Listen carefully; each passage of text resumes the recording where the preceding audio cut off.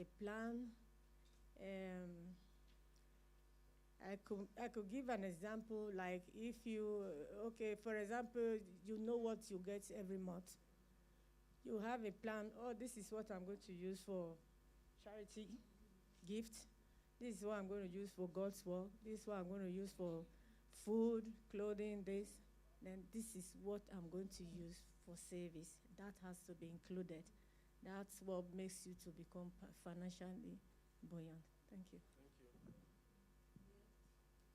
I also have something to say that I experienced. I remember that I used to come to church, and then they used to ask people to give offerings, and it never used to make sense to me that I should give. So my pastor's wife, she observed that I wasn't giving.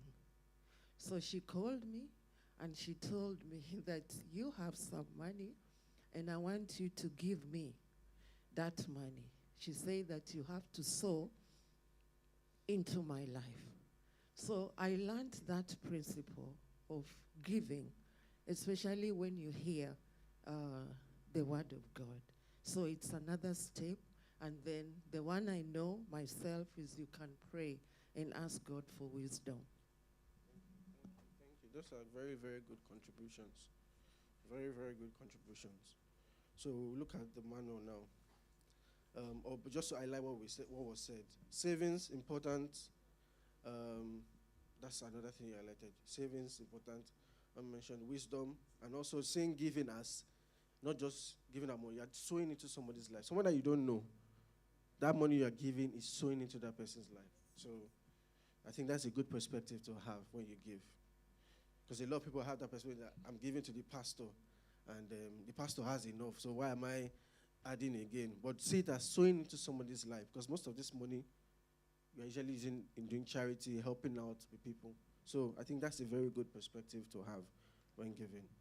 A lot of people today either borrow to survive or wait on a paycheck from their employers before any financial decision or action is taken over their well-being and that of their family. It is important to know that God has a financial plan for us as His children, and He does not want us to be poor.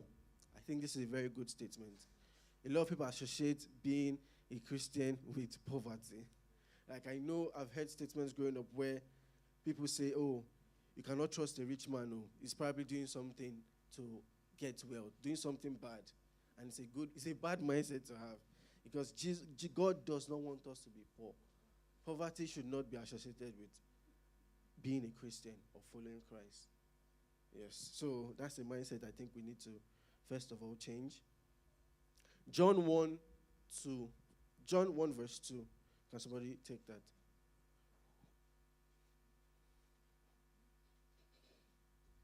John 1 verse 2. Oh, sorry. 3 John 1 verse 2. Sorry. Yes.